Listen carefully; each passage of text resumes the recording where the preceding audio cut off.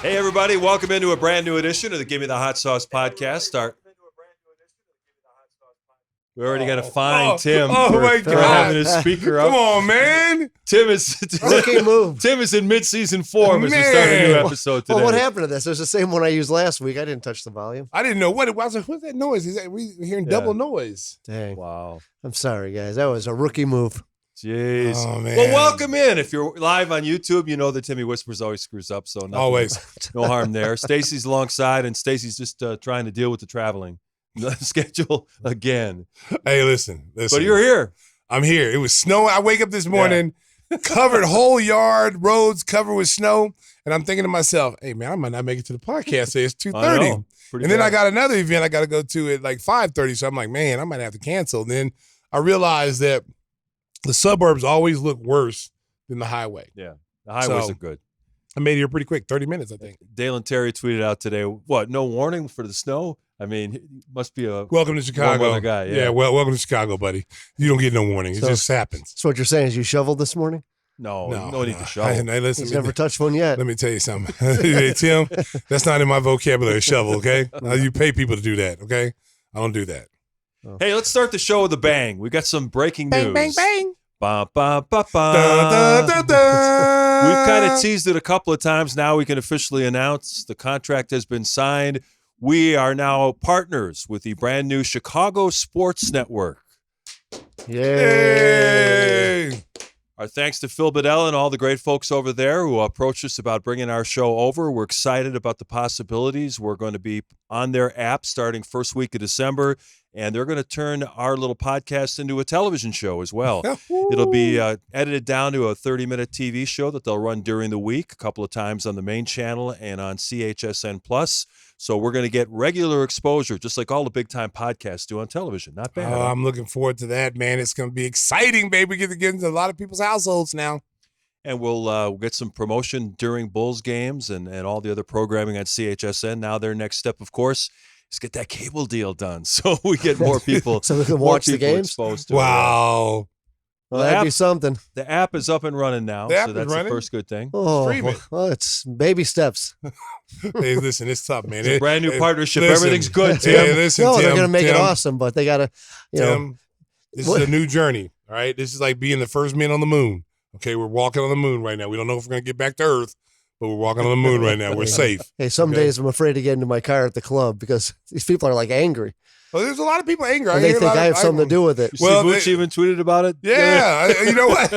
I mean, I get tweeted every day like, Stacey, I'm really missing not watching you guys, man. I had to watch ESPN last night. It sucked. I'm like, man, I feel the pain. I had to tweet out something. I felt the pain, man, and hopefully the struggles won't continue. But it's a brand new venture. We're really excited about being part of their podcast group. They've got a number of shows that are up and running, and we're glad to join them starting first week of December. So you can check us out on their app. We'll also be available on all the podcast carriers, Apple Podcasts, Spotify, Stitcher, right on down the line. So look for us wherever you continue to find your favorite podcasts, and we will also continue to do our show live on YouTube. Nothing's going to change there. You can watch us live on YouTube, and our full library of shows are available on demand if you want to go back and check out some of our best shows. And we're not going to charge you to watch any of those. At least not yet. No, there's no package. You don't have to buy anything. It's all free, baby. It is. It's all free. You can watch anytime you want to, as many times you want. Any of our great episodes, Scottie Pippen, we had like over 60,000 views for Ron Harper's interview a couple of weeks ago. Make sure you check those out when you have some free time. Let's talk about the current Bulls right now. They lost a game in Milwaukee, a very competitive game to the Bucks, and it was interesting to watch the game.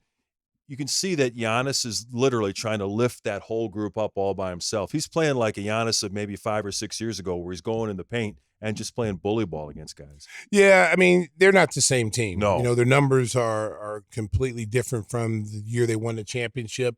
They're not the same team without Chris Middleton. When Chris Middleton's not there, they're almost a dominant team. I think they've won 75% of their games when Chris Middleton is playing.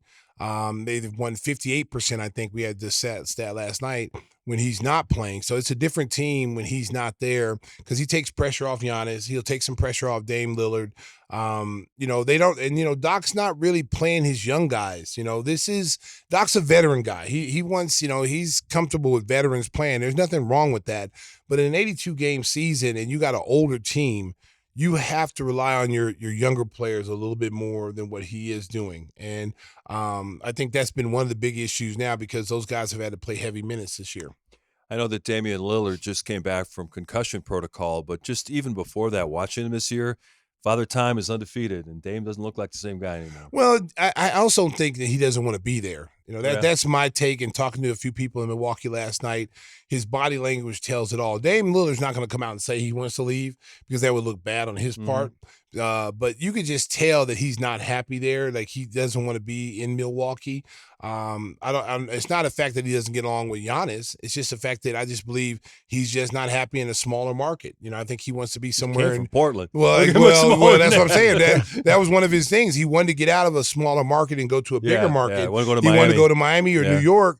And, they didn't make that deal and they sent him to Milwaukee. That wasn't one of his destinations that he wanted to go. So, now, I'm playing, but I'm not happy. And you can just tell him his body language. He doesn't look like the Dame Lillard, Dame Time that we saw in Portland a few years ago.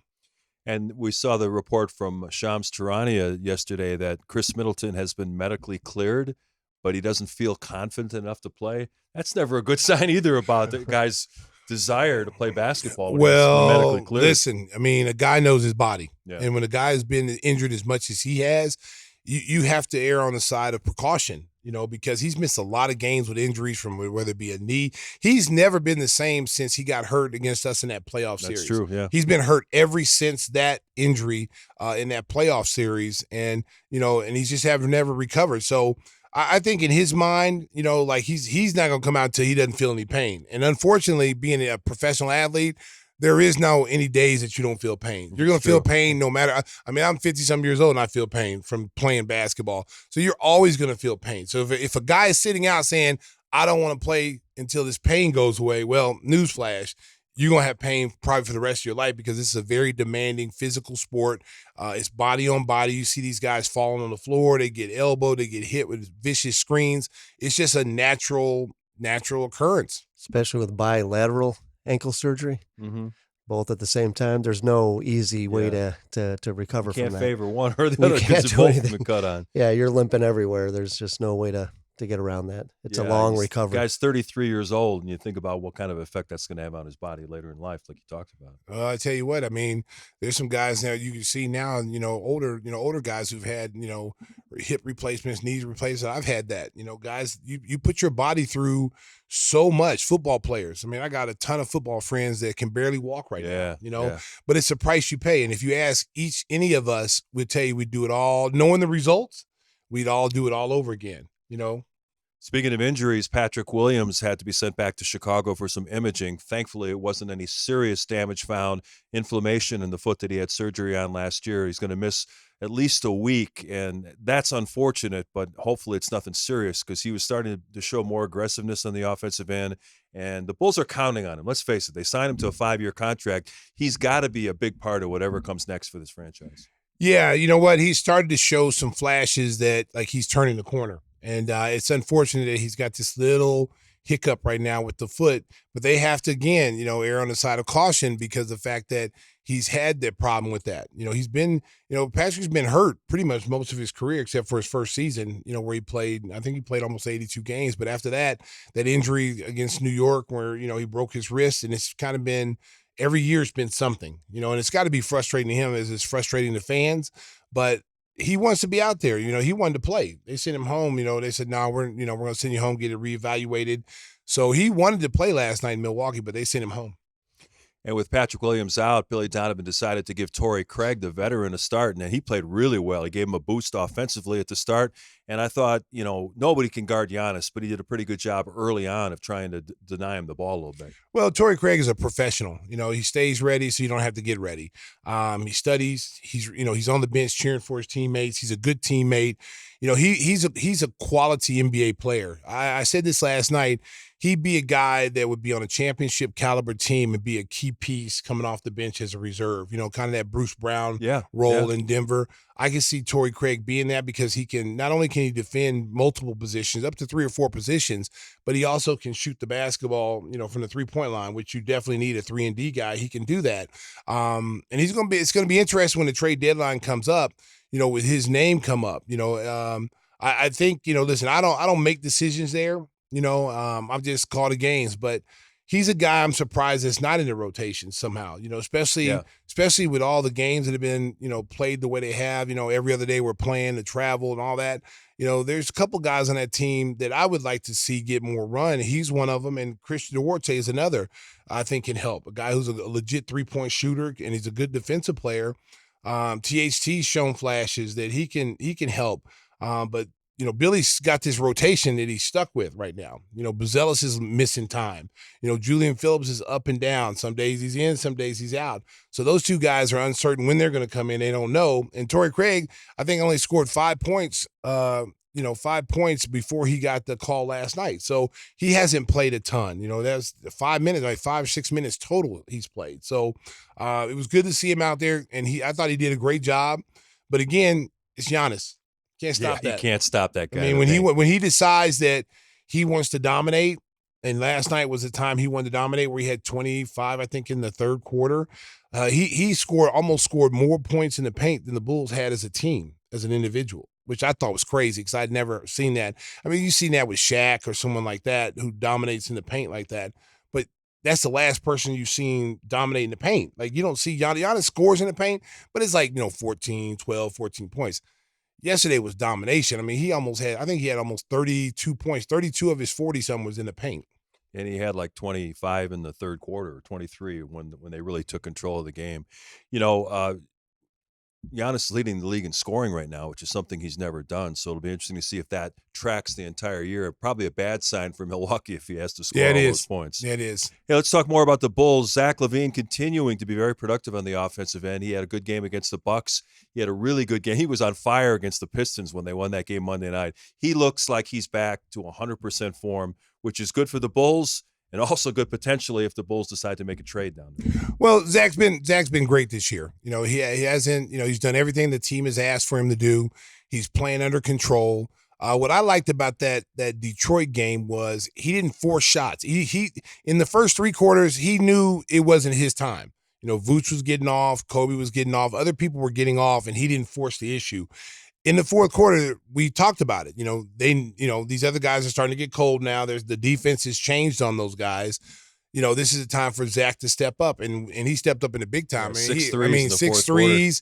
I mean, he hit some really, really tough shots. You sit there and you go, wow, I can't. I mean, this guy was guarded and draped all over him, and he still made the shot. So, and he's one of the guys in the league that. You say, when you see a normal guy take that shot, you go, no, that's a bad shot. There is no bad shots for Zach. He can score from anywhere. It's funny, you and Adam were talking about the old NBA Jam game. He's on fire, and that is exactly what it was like. Yeah, it was. I mean, I'm telling you, it was a beautiful thing to watch. And what made it so cool was the fact that he knew it was his time. Like I said, okay, I got everybody else off, and that's what superstars do. Like they try to get everybody else off, and he had some assists. He's playing an all-around game. He's not just scoring. Last night I think he had almost had a triple-double last night. He had an assist and rebounds. So he's sharing the basketball. He's making the right decisions with the ball. He still turns it over a little bit too much.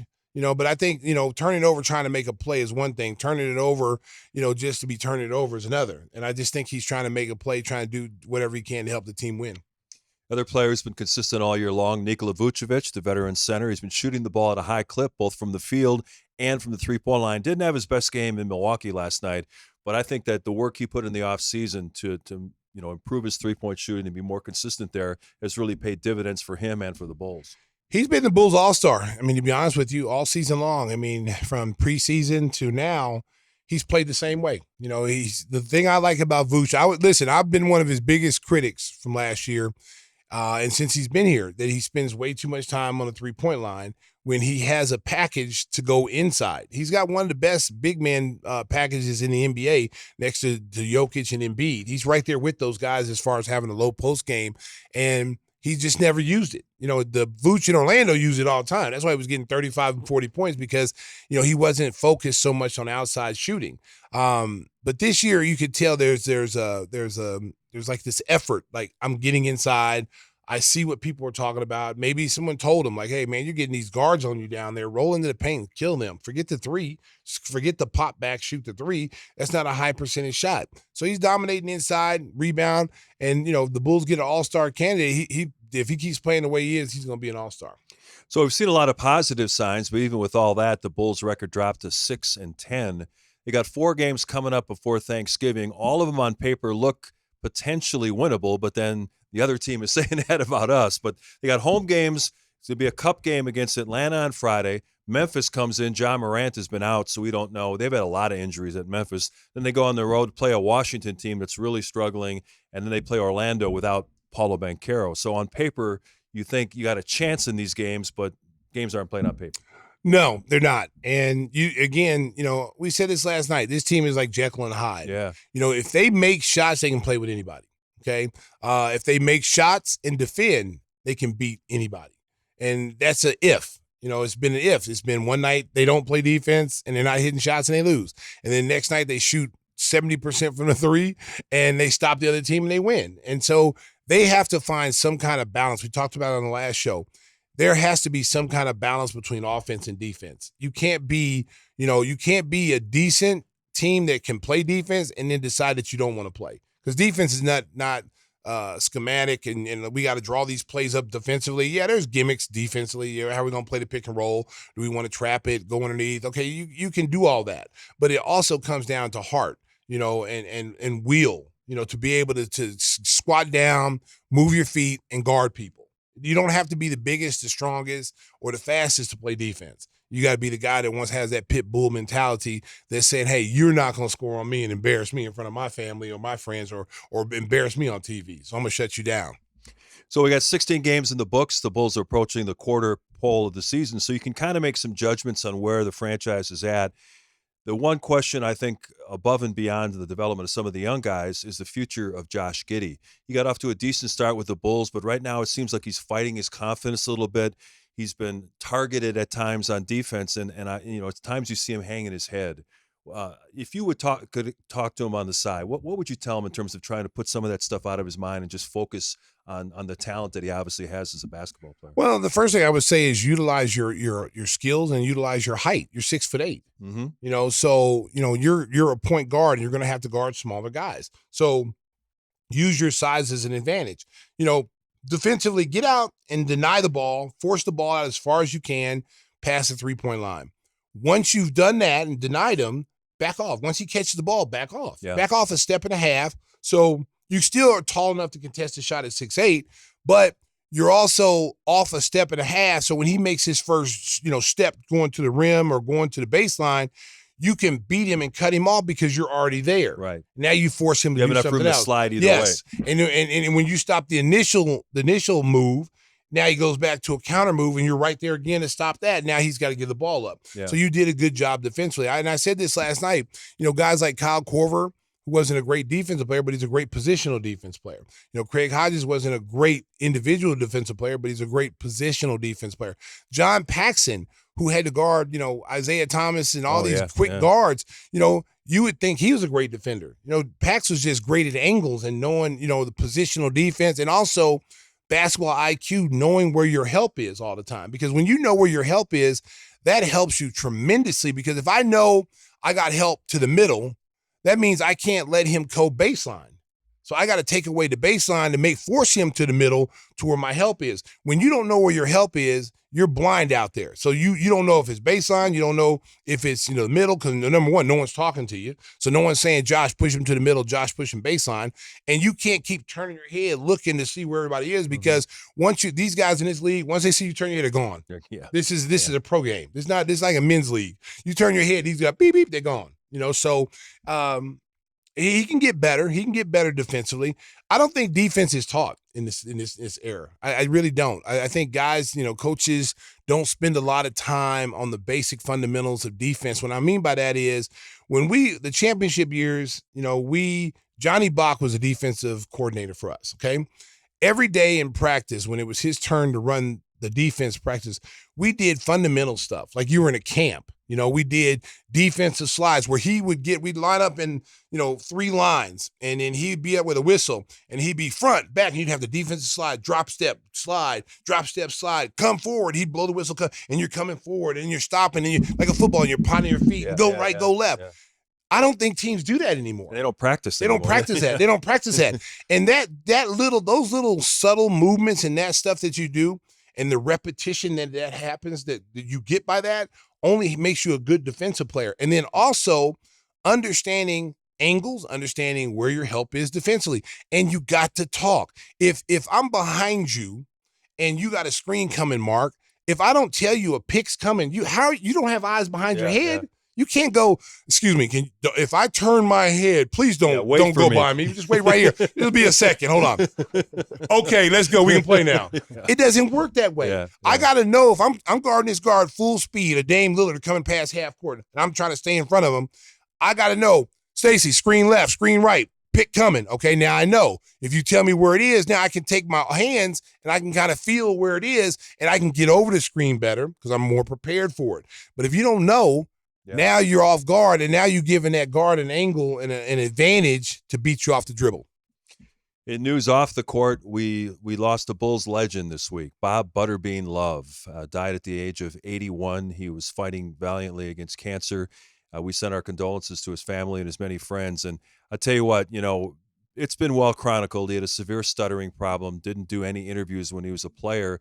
And he was out in Seattle. He was working bussing tables, and the Bulls organization brought him in. He went and saw a speech therapist and was able to really turn his whole life around. And he made appearances in the community giving speeches for a guy who had a severe stuttering problem, spent the latter part of his life trying to help other people. And just a great guy. Whenever you saw him, he always had a big smile on his face. How you doing? Just a great guy, and he's going to be really missed for all he meant to the Bulls organization. Well, he was a great ambassador. He was an ambassador role for a long time, going into the community, inner city, working with the youth and trying to change and make a difference in people's lives. I remember when I first came here and met him, met a lot of the older guys who were legends here, Chet Walker and all these guys. And, they were so happy that our team had won the championship and that we were winning championships, because that's something that eluded them, and they had some good teams back then. And, but he was always friendly, always had, something nice to say. Anytime you were around Bob Love, you just felt better after talking to him, and he didn't tell anybody he was sick. We just kind of found out, through the grapevine that he was sick, and we were on the road this past week when he passed away, which is really sad because, I probably saw him probably a month ago at the UC, and, you just never know what a person is going through. You just never know. And this is a guy who would never complain about anything, never, woe is me, even to the very end. He didn't want to tell anybody, and so he'll be sorely missed. His jersey is up in the rafters for a reason. He was considered one of the greatest players in Bulls history until Michael came. Matter of fact, he was the leading scorer until Michael came. Yeah, he's still third all time. He's still third all time. And, I mean, guy could flat out play, playing with Norm and Jerry Sloan. Just a really, really great player. And I don't think people really appreciate how great he is, because when you start talking eras, a lot of times this younger generation is like, what have you done for me lately? They only see the ESPN highlights of like guys now, they don't see these guys like, Norm Van Leer and Jerry Sloan and Bob Love and Chet Walker. Just speaking of the Bulls guys, how great they were. Wilt Chamberlain, how great he was as a player. Bob Cousy, how great he was as a point guard. They don't go back that far. But anyone who's older than this generation knows, the impact that these guys made on the game. So next time you go to a game at the United Center, take a look up at the rafters and remember Bob Butterbean Love. You'll see the number 10 up in the rafters, and there aren't many numbers up there. Jerry Sloan's number 4. You got Bob Love. You got Michael Jordan and Scottie Pippen, and that is it. We need to get Norm Van Leer up there too. And Artis Gilmore. We need to have more. We need to have more guys up there. Chet Walker. We need to have more guys up there because you know what? There is more than just 2 or 3 guys in this organization. You know, when you go through and look at in the NBA and you see the rafters of the great players that played in Boston, Cleveland, any arena you go to, you see a ton of jerseys, you know, up there. And there's got to be a prerequisite of you know how to get up there. Yeah, but right. I mean, just off the top of my head, you know, Artis Gilmore should be up there. What he meant to the league, ABA and the NBA. You know, Norm Van Leer definitely should have been up there. You know, he was the heart and soul of this team. His teams that he played on, him and Sloan. You know, he should definitely be up there. So, and you know, Derrick Rose, you know, when it's time for Derrick Rose, Derrick Rose should be up there. And then, you know, like I said, I mean, I'm probably missing some guys right now because I'm a little fatigued and tired from all these trips. But there's probably some more that should be up there. You know, Borwinkle, you know, should probably be up there. But yeah, the Bulls, I hope they start recognizing some of those other players, and we need to have more retired jerseys instead of just 3. You know what I'm saying? There's a lot of great players that put bricks in the road to make this organization, you know, be an elite organization. And, you know, more than Michael, you know, before Michael, there was guys here, you know, so when they were the Chicago Zephyrs and all those names, you know, that came up and, you know, I just think it's time. I think it's time to start recognizing some of these guys because you know what?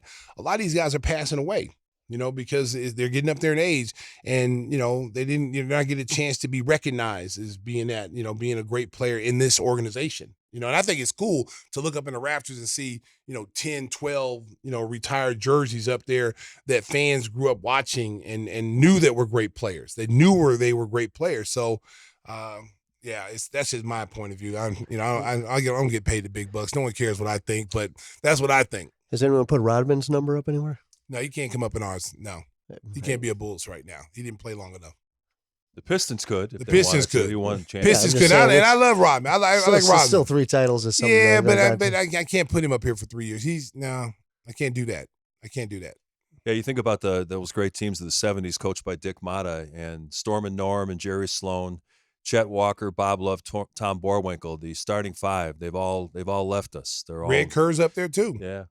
So they got a heck of a team up in heaven now. Yeah, there's a whole slew of them up there, man. And I just think it's like I said, I was in Cleveland. We were in Cleveland. I saw the names up in Cleveland.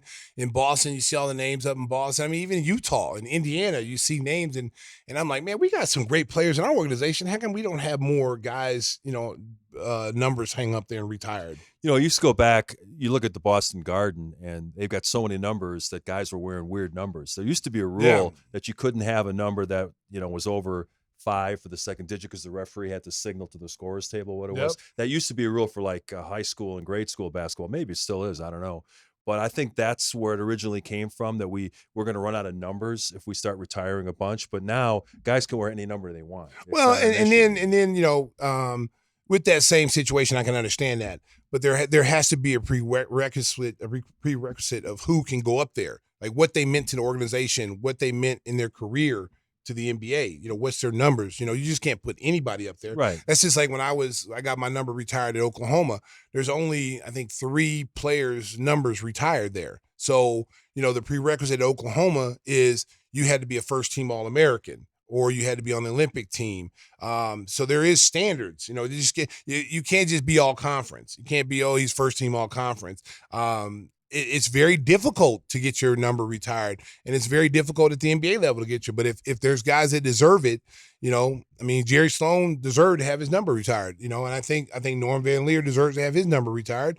And, you know, I think Chet Walker and Artis Gilmore, those are great players in Bulls history. They're Hall of Famers. You know what they do at the University of Illinois is they will put your number up in the rafters. Like Kendall Gill has his jersey up there, but the number's not retired. Somebody can still wear 13. No, nobody can wear mine at Oklahoma. Matter of fact, somebody tried to. One of the freshmen came in. The one of the freshmen came in, and he said 33's been his whole number his whole life, and didn't ask me, didn't go through the right protocol. Yeah. So when Wayman was alive, you know, Blake Griffin wanted to wear 23. So he called Wayman and Mr. Tisdale, I love your number. I respect you. If you don't want to wear 23, I won't. And Wayman gave him the okay because he went through the right protocol. Well, the kid who wore my jersey, they just gave it to him. they disregarded that the number is retired. So he's getting NIL money with my jersey. So some people were upset about it. I got a radio call about it. I'm like, I thought your jersey retired. It is retired. I said, well, so-and-so's got it. So I had to call the school and say, hey, what's going on here? Like, why, are we taking jerseys off the rafters now? And they were like, no, he just wanted to wear your jersey. He didn't, he was supposed to contact you and ask you about it. I said, well, first of all, I never heard from him. Yeah. I don't even know the kid. If he walked up to me, I wouldn't even know him. And second of all, there is a protocol. Like if he would have came and they went to the proper channels and asked me, I probably would have said no, but I knew that was coming. Yeah. I probably would have said no, America. But the thought that he asked me, but here's the thing, Mark, you have to create your own legacy. You know what I'm saying? If I came to Oklahoma and 33 was taken, I would have had to get a new number. I want my own legacy. If I had to wear number 5, I want number 5 in the rafters. If I got to make a new number and make a new legacy, so be it. That's what it's all about. So, but again, you got to have some kind of guideline to go by to determine whether a guy's jersey is retired. Because then, like let's say the little guy who wore my jersey is a point guard. Let's say he only averages 2 points a game and never plays. That's no good. Come on, man. You can't rep the Kings jersey averaging 2 points a game and not getting off the bench. No, I'm coming to take that jersey off. Take that jersey off. Now if it was my nephew. It was my nephew who's being recruited there and being recruited all in the Southwest. If he said, can I wear 33? I would give it to him. Right. That's family. Yeah. And I would have no problem with that. But I would tell him the same thing. You better not embarrass me. If you're going to wear it, you better represent. Because if not, family or not, I'll come and snatch that damn thing off. You wear 31. Here. Hey, speaking of embarrassing, the NBA All-Star Game has become something of an embarrassment in recent years. They scored over 200 points last year with absolutely no defense. So Adam Silver's been mulling over different ways to try to change this around. News came out today. We are recording this episode on Thursday. They're going to put 3 teams of 8 All-Stars, 24 people still named All-Stars, 3 teams of 8 plus the team that wins the Rising Stars tournament, and they're going to have a little playground style pickup for All-Star. What do you think? How's that going to make them play defense? I know. It's first. Here's what I think you do. It's first to 40 points. Adam Silver, They're trying listen. something to make it more competitive. Adam But it's Silver, first to 40 points, not a You know what? Yeah. Here's the deal. Adam Silver called me up. Okay, I got all kind of different ideas that'll make this game so much better. Forget all that because they're not going to play defense anyway. No. Okay, bring back the old one-on-one. The one-on-one games where they play one-on-one, Yeah, and then see who's the best player. It would be competitive then. I think it'd be more competitive if players were able to play one-on-one. There would be defense there because at the end of the day, you want to be the best one-on-one player in the NBA. You want to be recognized as like this guy's the best one-on-one player in the NBA. And I could see like Kevin Durant or somebody winning that because of their ability to shoot, and he would play defense. I think it'd be competitive. I think you put a pool together of all-stars and you pair them up, and then you lose, you're out, and you keep playing until you win.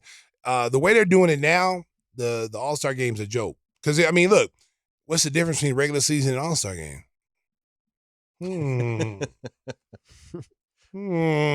What's the difference? Well, You're not playing defense in the regular league has season? become a 3-point shooting contest. Well, you know what? No. And here's the second thing. Forget the in-season tournament, America. Forget it. Okay, I know some people like it. Forget it. What you do is you have a tournament for the lottery pick people. That's the one. Okay, yeah. You take the worst teams in the league towards the the draft end. is everything. Towards the end of the year, you already know who's going to be the worst teams in the league. Okay, while the other teams are preparing for the playoffs, the bad teams in the league now are preparing for a tournament. Who's going to get the number 1 pick? And that would generate a lot of interest. Now the fan base has something to get excited about because normally in the regular season, April comes on, man, I can't wait till this season's over. Yeah, just get it over with. Just get it over. It's like watching paint dry. But now you got a chance to get a Cooper flag.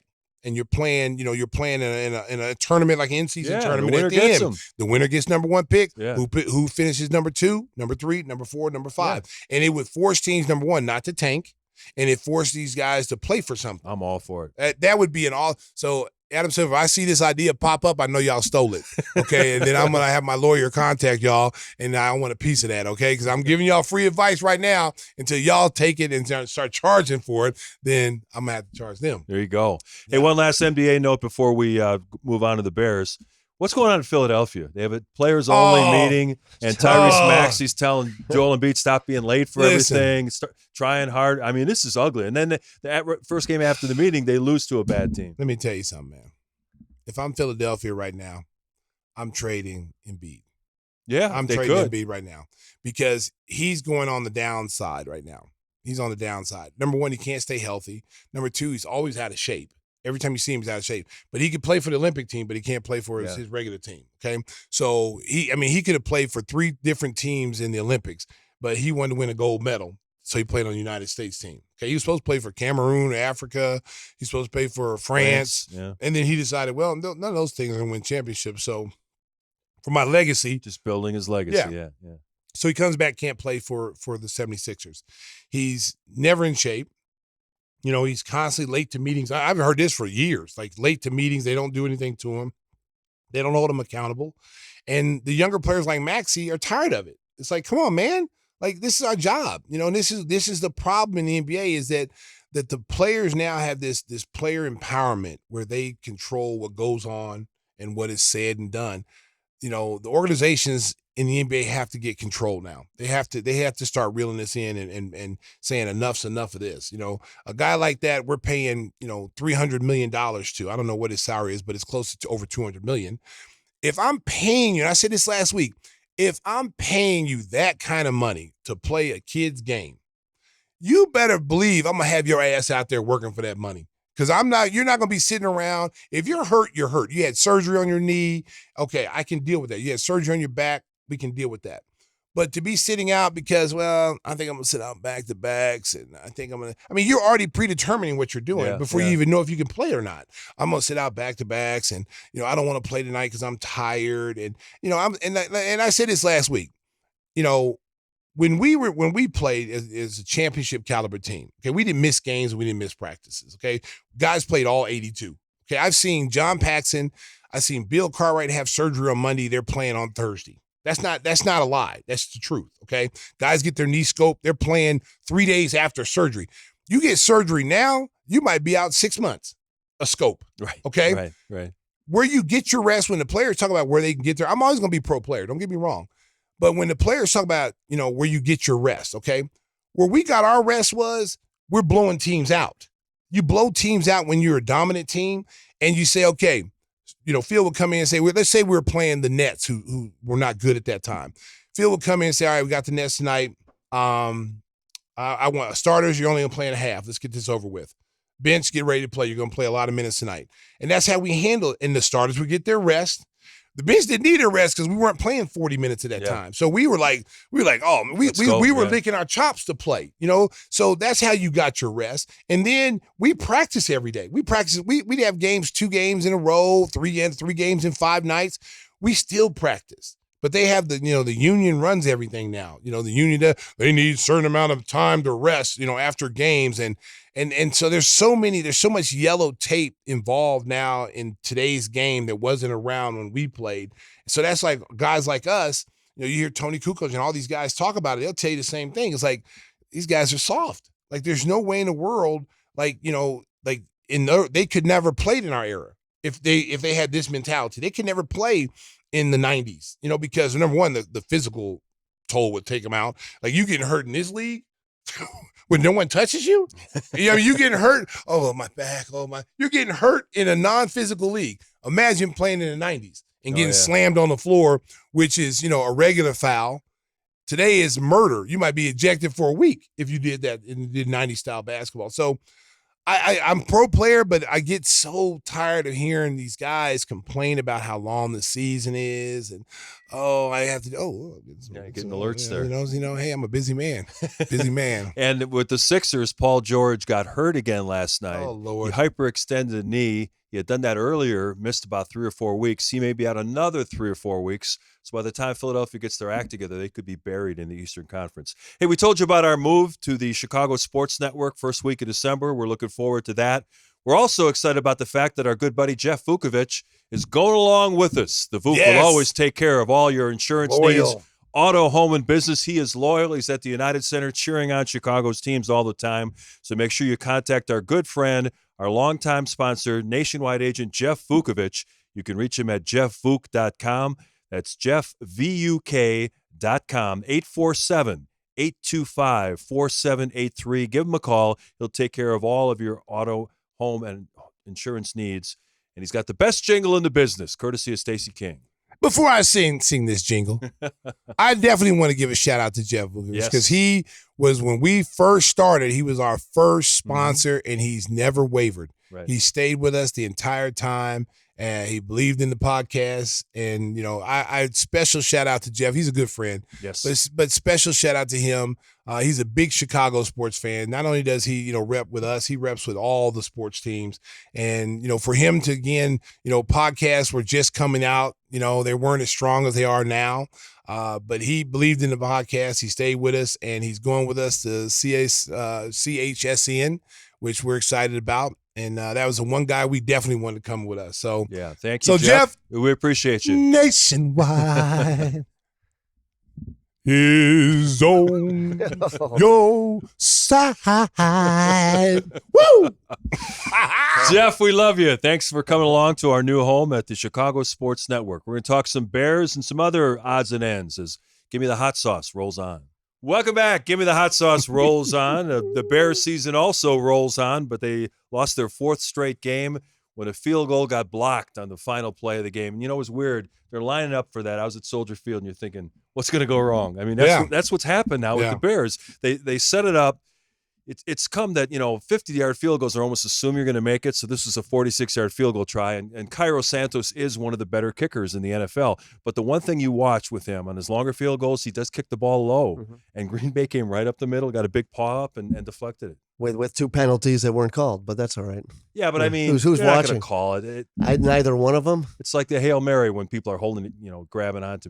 They're not going to call it. Yeah, but still pushing a center down, then lifting up a player. Well, you're salty, jeez. Well, I just he knows every detail of the play. I just like it because if the Bears had done that, they would have been called against them. So that's why I see some disparity. Yeah. That does go on in the league. Look what's been going on with Kansas City this whole season. The calls they've gotten. But the Bears have lost 11 in a row now to Green Bay, and they're just snake bit. Oh my God! Yeah. Well, I mean, couldn't they have moved the ball closer? I mean, they could have ran a couple more plays. They could have ran a couple of plays. See, listen, man. This is why Eberflus is not a good coach. Don't call him that. It's Everlose. Well, he probably won't be here next year. I think he should have been gone this halfway through the season when you got rid of the offensive coordinator. Because at the end of the day, man, in the NBA we talk about this. How many games a good coach can win for you? Yeah. Okay, 82 games. A good coach like Thibodeau. Spoelstra, Steve Kerr, Pat Riley. Yeah, those guys can win in an 82-game season, can be impact, between 30 and 45 games you can win between 35 and 45 games just off of the plays they called or situations they put their players in. A bad coach can do the same thing but go the other direction. Yeah. A bad coach can lose you 35 games by decisions that he made, and it's no different in football. A good coach, you look at I know San Francisco's struggling right now with all the injuries, but Shanahan has been a good coach, for the last few years, and he's made the right calls and get his team. Mike Tomlin in Pittsburgh. Mike Tomlin the same way. I mean, they can win games for you. It's a shorter season in football with 16, 17 games, but they can win out of those 16, 17 games. A good coach could probably win you about 8 games and then be some kind of factor maybe in 10 of those games. So, Eberflus, I don't like to throw guys on the bus, but some of the decision making that he's made, I mean, you get closer if you can. You're not. I mean, it's not like you're running the lineman to get the first down like you did in was it Detroit when the guy fumbled the ball? Was it who they playing? They ran the play right after they came out of a bye week and they ran a tackle. Doug Kramer. Doug Kramer. I'm not blaming Doug Kramer. I'm blaming the people who called that damn play. Okay, but you move closer. You get closer. The offense was doing pretty good. I think I like the new offensive coordinator. I think he did a good job. I mean, in short notice, he put in some things that he used Caleb Williams' ability to move out of the pocket, design runs, and that was effective. Mark, did I not say this? Yeah. Did I not say this from the very get-go? Listen, I play college football in Madden, and it works for me on those games, the video games. It's got to work in real life. If it's in the game, EA Sports is in the game. Stacey's looking for another sponsorship. Listen, if the quarterback can move if I can move Caleb Williams in Madden all around, and he's throwing the ball in dots, and we're getting the ball to DJ Moore, come on, man. But they had pre-snap motion. They're moving guys around. The defense couldn't just sit back and say, well, we know exactly what's coming at us. Yep. They put some uncertainty in the defense, and they were really effective. They didn't cash in with touchdowns on all those drives, but it was night and day. Watching the game from the press box, you could just see that the offense had a lot more confidence because of what Thomas Brown was calling. And you could see that also on Green Bay's side, the creativity they had compared to what we've seen with the Bears all season. And I think that's one of the best things you take away from it is that we showed that we have a quality quarterback that can play under pressure. Here he gets the only 2 sacks of the game, back-to-back, push back, and then still completes 2 great passes to move it back to a first down position. But you look at the coaching disparity, it's just glaring. Going back and looking at some of the plays that Green Bay ran, because I was confused by it myself. I'm like, what is going on here? Mm-hmm. And some of that motion and even getting the players to commit, like having Brandon Jacobs make moves before he gets the ball, cutting back across with the tight end who swept in right behind the line. Yeah, misdirection on a run up the middle. It was so misdirected. Yeah. I'm like, what just happened? I had to keep rewinding. That was such a confusing play. LaFleur gets a lot of credit for that. Yeah, it's one of the things that Green Bay's really good at. You do not see that with us. And then his excuse after the game about not taking the other play when you still have the timeout. They're afraid they might fumble. 2 yards. He actually said we could lose 2 yards. But the difference between losing 2 yards on that distance of a kick or gaining 8 to ensure the kick are worlds apart. Well, the thing is, too, you don't have to run up the middle. You could do a safe pass and maybe gain 10 yards. Yeah. Well, or give the strike. You go back to the year before when they were playing Denver and it was 4th and 1, and they decided to run a RPO 5-6 yards behind the line of scrimmage when all you had to do was get under the center and just go quarterback sneak and do a tush push, as they call it. But you decided to do an RPO type of play, go 5-6 yards behind, and to make a 1 yard play now about a 7 or 8 yard run. Oh, it's horrible. In your own territory. It's like, come on, dude. Like, really? Like, at some point, you got to realize that this is not the guy. Now, if you're the Bears, who is the guy? Who are you going to target during the offseason that you think you can't go cheap either? You can't say they like this Ben Johnson, the offensive coordinator of the Lions. Lions are racking up points at a crazy rate right now. Well, I'm going to tell you right now, I don't see Ben Johnson coming here. Just the fact that I think he's got loyalty to the Lions organization. I think he's got loyalty to Dan Campbell. What if they win the Super Bowl though? Then he could jump. I don't see him going into the division. I don't see him coming into the division. Well, with a quarterback like Caleb Williams, that's what any new head coach wants, is a franchise quarterback that he can build around. Yeah, all the weapons. But you don't really know what options are going to be available for him when the season's over. Yeah. Like there could be a lot of openings next year for him. And who knows? Detroit can come and say, listen, we're going to pay you like a head coach, bro. You ain't going anywhere, at least for another year. Yeah. Give me another year till you can groom the guy behind you that can move up to your role before you take off. But if they get it, but the Bears have to get off this like signing cheap. Trying to get a cheap coach, because if you get what you pay for, you get a cheap coach, you get cheap leadership. Go out and get had Jim Harbaugh coming off a national championship. Well, that's what I'm saying, and would have infused your organization. Yeah. And look what he's doing. What he's doing in San Diego. They're 7-3. I mean, that team wasn't even supposed to be even. They got rid of all their stud receivers. They're playing with like first and second year receivers, and their defense is hard nosed. That team is hard nosed. I saw some articles or some interviews with the players. The players love Harbaugh. The players love Harbaugh. I mean, some veteran players like, man, this is the best thing that can happen to us. He comes in here, he's got full of energy. He holds people accountable. Culture. I'm telling you that they should have went out and got that, and you passed on him. He played in your organization. How can you not give him an opportunity to come in here? Pay him what he wants. The last guy who swept the Packers. and his media sessions are must-see TV. I mean, some of the stuff he says is just so off the wall. Driving over here today, I heard him telling a story about when he was playing at Michigan for Bo Schembechler, and Gary Moeller was the defense coordinator. And he said they used to tell him, don't listen to when people give you accolades. He goes, if they tell you you're doing great and the team's great, he says, just flush that stuff. He said, if they give you a compliment, they're trying to make you soft. So kick them in the shins. that was Harbaugh's comment. Oh, my God. Kick them in the shins if they say something nice about you. They're just trying to make you soft. The brothers go at it this weekend, right? They do. Yeah. Jim against John on Monday night. The Ravens and the Chargers. I just personally would have hired him. I mean, he was available, and he loved his time with the Bears. He thinks very highly of him. And it wouldn't affect that you couldn't afford him. I mean, he wanted to be here too. I mean, that was one of the things. He wanted to be here, and you didn't make it happen. And it to me, it's almost like they want someone they can control. You know, if you look at all the coaches that have come since Lovie Smith, they've all been controllable coaches. You know, Tressman was controllable. He didn't have a mind of his own. Matt Nagy. Nagy was controllable. And it's like you got to have guys that control. And when you have guys that you can control, therefore you don't have true leadership because the players recognize who runs the show. So if the coach has no control and tries to instill discipline to these guys, they look at him like, man, you can't even do your job.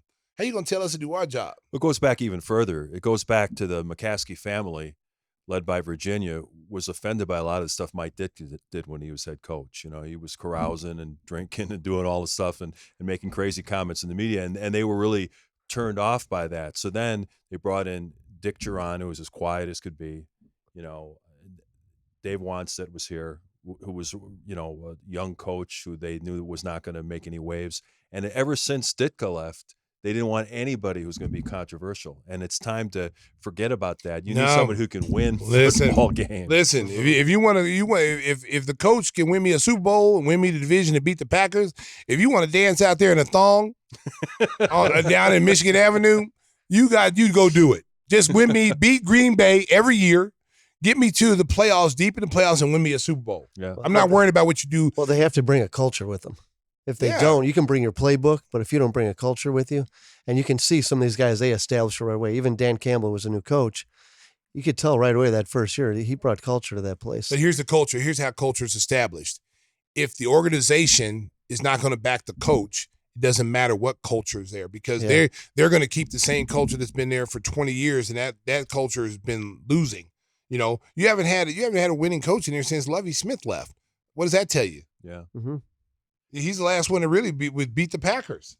So, I mean, at the end of the day, and Lovie was a guy that held people accountable. He wasn't a screamer, yeller. You know, guys feared him though. They feared. I saw interviews. Somebody told him, they were like, "Yeah, I had to go see Coach Smith," and I was really nervous. I'm like, "Damn, Lovie's really nice." I had, but he's one of those silent but deadly type of guys, right? You know, and so when you have culture, you talk about establishing culture. The whole organization has to be on the same page on how you establish. Because if there's a division, the players are smart. The players know, like, if the coaching staff doesn't have control, they can always go over, leapfrog them, and go straight to management. If I don't like what the coach benched me because I wasn't playing hard, I'm going to skip him and go right to the general manager and say, "Hey, man, you're paying me all this money, and this guy's sitting me down." And now the general manager, a good general manager, is going to say, "You know why you set your ass down? Because you don't hustle, you don't play hard. That's why he set you down. And if you're not going to do that, you're going to be sitting down there." So now the general manager just backed the coach. The coach now has power. Why do you think LeBron James left Miami? It wasn't because LeBron James wanted to go chase the championship in Cleveland. It was the fact that he didn't have control of that organization like he does the Lakers in Cleveland. You know, Pat Riley is such a strong presence there. And the owner allows Pat Riley full autonomy to do whatever it can to make a team and to keep the team and the culture going. You hear it, heat culture. Same thing with San Antonio Spurs, the Spurs culture. They have a strong backing throughout the whole organization. So you can't just leapfrog a coach. You can't leapfrog an assistant coach and go tell on someone and say, "Get this guy out of here, fire this guy." They're looking at you like, you know what? If you don't get your ass back there and play basketball, we're going to trade you. And then players like, oh, wow. So who's the worst owner, the Jets or the Bears? Woody or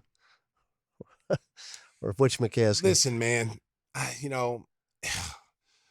Johnson is tough, man. Like Woody Johnson, because he's now actively involved in all the decision making. Yeah, he fired the GM. You fired the GM. You fired the coach early. You brought in Aaron Rodgers. Now you don't like Aaron Rodgers. Now you definitely don't want to bring him back. Because he's you don't like him because he's been he hasn't been as good as advertised. So they thought they're thinking when they got Aaron Rodgers they're gonna go to the Super Bowl. They already had a defense. They had everything you needed to win. He gets hurt. First game of the year. Controversial. He doesn't talk to the media, but he comes on Pat McAfee's show. Mm-hmm. He doesn't give you injury report until he's on Pat McAfee's show. You don't know if he's hurt until you listen to Pat McAfee. So it sits the wrong way with guys. And I think he's worn out his welcome. They think they were getting Tom Brady. They weren't getting Tom Brady. He's not Tom Brady. Tom Brady took Tampa Bay and went from being an average team to a Super Bowl team. So if the Bears are looking for a new head coach next year, one guy they will not be interviewing is Deion Sanders. Deion met the media in Colorado and said that he's got his kickstand down in Colorado. He's happy there. He's going to stay in Boulder. I don't believe that for a second, but he's not going to come here. Do you think that he may go to the NFL this year with his son in a package deal? No, I don't think so. I think because of the fact that the college game, you have more control. You have more control of the players. And what he's done in Colorado is funny. Everybody jumped off the bandwagon last year when they finished like 4 and whatever their record was. They started off with a bang. They're not laughing now. Everybody laughed at him. Oh, the hype train, right train. He's turned that program around in 2 seasons. Yeah, with NIL and the transfer portal, you can do it quickly. And if he by chance wins the Big 12 and find himself in the national championship ranking, they better open up the Brinks truck. They better, because he's not right now. I think that I saw where he's like the 35th highest paid coach in college football. They better open up the Brinks truck, because he'll have his choice where to go, because he's a hell of a recruiter. Kids love him. If they just signed a kid who was signed he's a number 2 ranked recruit in the country. He was locked into USC for 3 years. He backed out of that commitment and is going to Colorado now. Yeah. And he's done that the last few years, getting guys to flip their commitments. He's a guy that you want to play for. I mean, he's got pro guys working for him. He's got, Shermer, the offensive coordinator, who was a pro offensive coordinator and a head coach in the NFL. He's got all ex-NFL guys working for him. So if you're a young kid thinking, I want to get to the NFL one day and I happen to be a lineman, who's your lineman coach? Oh, he played in the NFL for 10 years, Hall of Famer. Who's your defensive lineman coach? Oh, you got Warren Sapp there, Hall of Famer? I'm going there to be a defensive lineman and show me. Deion Sanders, all-world DB. I'm going there. So it's a little bit different, especially now Saban's out the game. Saban used to snatch up all the recruits. Now Saban is gone. Alabama is not going to be able to recruit the way they used to recruit, because Saban had the reputation of, even though it was a deep team, there was 3 deep at every position. So it was hard to play there. So you wouldn't see a guy, get to this potential until their 3rd year in Alabama's program. You're like, where's this guy been the whole time? Well, he was playing behind 2 All-Americans. So he was just reloading, and now that they're gone, that's not going to happen now. Deion Sanders now comes along, and he's changed the game. It's the first year, of course, of the 12-team college football playoff format, and one of the things that's come around because of the expanded playoff field is teams are wary of playing in their conference championship games, because if you get that 3rd loss, you could get knocked out, especially you look at the Southeastern Conference. You've got Ole Miss, you've got Alabama, you got Georgia, Tennessee, all with 2 losses. If you go and play in that conference championship game and get that 3rd loss, you could be knocked out, a team like Georgia or Alabama, and kind of an unintended consequence. But now some of the coaches are going, I'd rather not even play the conference championship game, because then I'm going to get knocked out of the big tournament. Well, you say that now because you got 2 losses. Yeah. But before, when you knew that you were a dominant team and the chance of you even losing 1 game wasn't there. Yeah. Now the reality is that college football is totally different now. There's not dominant teams anymore with this NIL business and the portal. Guys are able to regroup and reload quickly. Guys are leaving Georgia and Alabama because they can't play. They want to get to the NFL. So how do I get to the NFL? I got to play. So where do I got to go to play? I got to go to Tennessee. I got to go to Ole Miss. I got to go to Colorado. They're leaving, and they're bolstering those teams up. And you look at those teams right now, they're right up there in the championship. I mean, Ole Miss is right up there, could be in the national championship. Mm-hmm. Tennessee's a good team. They just lost to Georgia this week. That kind of knocked them out. But the SEC is a tough league. It's a gauntlet. Yeah. I mean, you'll be lucky if you get out of there with 2 losses in the SEC, because there's so many good teams. Big Ten has a big game coming up on Saturday, Indiana at Ohio State. Indiana's 10-0, but they really haven't played a tough schedule. They score a ton of points. You think they got a chance to go into Columbus and win that game? Hell to the no. Yeah. Impossible. I like the coach, though, because he has confidence. He got paid, too. Yeah, but he should have. Yeah. He should have, because he came from smaller schools. He was on Saban's staff, I think, at Michigan State back in the day. So he's a coach. Google me, as he said. Google me when they ask him about his record. Just Google me. And people Googled him and saw that he's winning. But then they looked at him like, well, he's winning at little schools. He's not winning at big schools. But now he's proved that he can win in Indiana.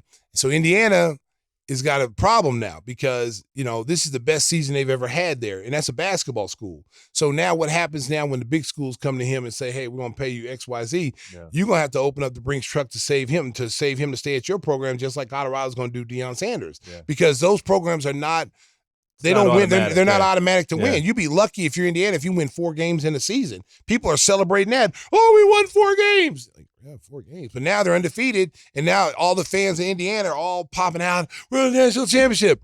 Slow your roll. Slow your roll. It's not going to happen. Yeah, and the more things change, the more they stay the same. When you look at the field, when the tournament starts, we only got 2 weeks left in the college regular season. You're probably going to get 4 teams from the Big Ten, 4 teams from the SEC, and everybody else is grabbing its scraps, you know. Mm-hmm. I tell you, man, I'm disappointed in my Sooners. Sooner Nation, I feel your pain. Yeah. Okay? Should have stayed in the Big 12. You had an automatic shot to get to the That's national true. championship every That's year. true. Yeah. I don't know who made that decision to go to SEC down there with all them alligators. We have been fresh meat this year down there, baby. They just been taking chunks out of us. We down right now. We down to the grizzle right now, baby. The Sooner Land, we down to the grizzle. I got to rely on the basketball team now to carry the reputation of Sooner Land, baby, because the football team this year, they gave it to us. They gave it to us. We got beat by everybody. They don't mess around. No, they don't mess around, and that's why Lincoln Riley left. Lincoln Riley said, "Hey, y'all didn't okay this with me. Yeah. I signed on.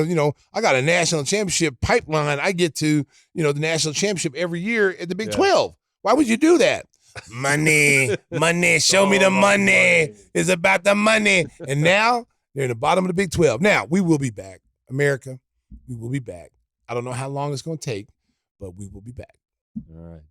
Before we get out of here, our normal feature, what are we watching? Whispers, you want to start us off?